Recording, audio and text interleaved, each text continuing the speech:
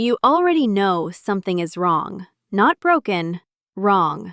Like a backpack that's been packed by someone else, and you've been wearing it so long, you've stopped noticing the weight and started believing it's just how heavy you are. That feeling you carry into Sunday evenings, the low-grade dread, the sense that you should be further along by now, that you're watching your own life from slightly outside it. That's not a character flaw. That's a symptom. And symptoms have sources. What I want to do today is help you find yours. You're on the couch. It's 11 p.m. You've opened the same tab 3 times, and each time you've closed it without doing anything because starting feels like too much, and not starting feels like proof of something. So instead, you scroll. Not because you want to, but because choosing anything else would require energy you don't have. And tomorrow you'll wake up and the first thought you have won't be about rest or possibility. It'll be about everything you didn't finish. You'll move through the morning with this low current of self-judgment running underneath everything. This quiet conviction that other people manage to get things done, that other people have figured out something you haven't. The to-do list grows. The guilt compounds. And somewhere in the arithmetic of all that, you've stopped asking why and started assuming the problem is you. Here's where that assumption comes from. Somewhere in the last 2 centuries of industrial capitalism, productivity got fused with moral worth.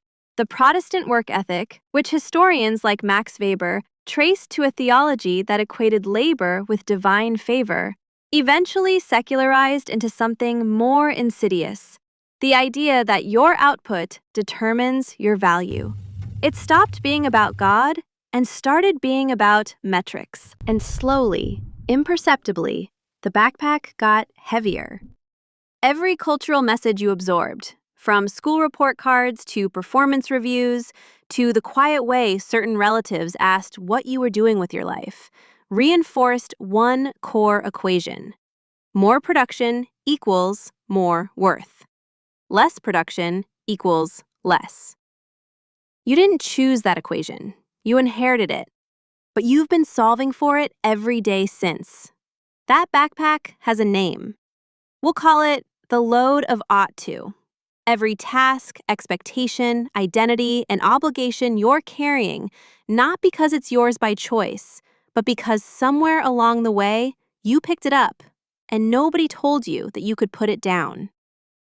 And here's what's strange about the load of ought to.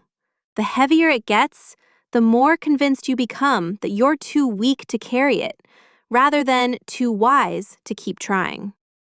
So let's look at what you've been calling failure, because I want to suggest that you've been reading the data wrong. When you didn't finish the project, when you canceled the plan, when you stared at the screen and produced nothing, you've been treating those moments as a verdict, a conclusion, evidence that you are fundamentally behind, deficient, lacking whatever it is that functional people have.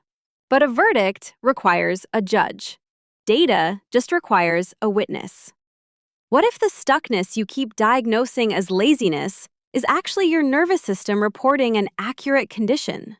What if the procrastination is not a personality trait, but a pressure response, the cognitive equivalent of a circuit breaker tripping because the load is too high? Psychologists who study self-regulation have a concept called ego depletion, the idea that willpower is a limited resource that depletes with use. The research is nuanced, contested in places, but the core observation holds. Decision fatigue is real, and it compounds across a day, a week, a year of sustained overload. When you run out of the capacity to regulate, you don't become lazy. You become human. You stop. And when systems are overloaded, stopping is not a failure. It's information.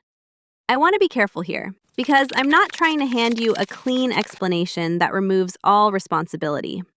Some of what you're avoiding does need to be addressed. Some of the weight in the backpack is yours to carry. Legitimate commitments, meaningful work, relationships that ask something of you.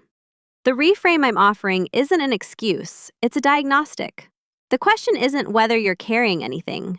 It's whether what you're carrying has been accurately sorted. This is where the structure of modern life becomes relevant. The average knowledge worker, according to research by Gloria Mark at UC Irvine, takes over 20 minutes to return to deep focus after a single interruption, and is interrupted, on average, every 11 minutes. That means most of us are spending entire working days in a state of perpetual recovery, never actually arriving at the cognitive depth where meaningful work happens, and then blaming ourselves for not producing meaningful work. The environment is designed for distraction. The economy rewards constant availability. The culture celebrates busyness as a proxy for importance. And then, quietly, you sit in the gap between what you expected to accomplish and what the conditions actually allowed. And you call that gap your fault. You're not failing. The conditions are failing you. And the gap between those two sentences is not small. Here's something that might surprise you about the people you're comparing yourself to. The ones who seem to have it handled, who ship the work and keep the relationships and still seem present in their own lives. Research on what psychologists call high-functioning individuals doesn't find that they have more willpower or more discipline. It finds that they have structurally simpler environments, fewer decisions, clearer constraints. They've, whether deliberately or by accident, put things down. The load of ought to stays manageable, not because they're stronger, but because they've audited it. That's not a personality trait. It's a practice, and it's available to you. If you're finding this conversation useful, there's a community of people working through exactly these ideas together, examining the structures around them and building something more honest. The link is below. No pressure, just worth knowing it's there. Now, the part where this gets hard. Because even if everything I've said is accurate, even if the conditions are genuinely stacked against you, and the backpack is genuinely too heavy, and the verdict you've been delivering on yourself is genuinely based on incomplete evidence, there's still a voice that says, other people carry more and still manage. There's still the comparison. There's still the suspicion that the real problem is somewhere inside you, not outside. I know that voice. I believed it for longer than I'd like to admit. And what I eventually understood is that the voice isn't telling you the truth. It's telling you what you were trained to fear. The voice is the load of ought to talking. It sounds like your conscience. It isn't. Your conscience asks whether your actions align with your values. The voice asks whether you've earned your rest today. Those are not the same question. The people you're comparing yourself to, you're seeing their output, not their cost. You're seeing the shipped project, not the 3 weeks of anxiety that preceded it. You're seeing the put-together morning, not the evening they fell apart. Comparison is a data problem, not a character problem. You're working from incomplete information and drawing a complete conclusion. The math doesn't work. So here's what I want to offer you as you sit with all of this. That moment earlier tonight, or this morning, or whenever you clicked on this, that was not an accident. You don't search for something like this unless some part of you already knows the framing you've been using isn't working. You clicked because you're paying attention to something that deserves attention. That impulse to question the premise instead of just trying harder within it, that's not weakness. That's intelligence. The backpack metaphor matters here one more time, because the goal was never to become strong enough to carry anything. The goal is to understand what's actually in the bag, set down what was never yours to carry, and move with the things that genuinely matter to you. Not lighter for the sake of being light, lighter because everything remaining has been chosen. That's not fixing yourself, that's knowing yourself. And those are different projects entirely. What I want to leave you with is this. The exhaustion you feel is not evidence that you're failing. It's evidence that you've been trying hard and for a long time, and often in conditions that weren't set up for you to succeed.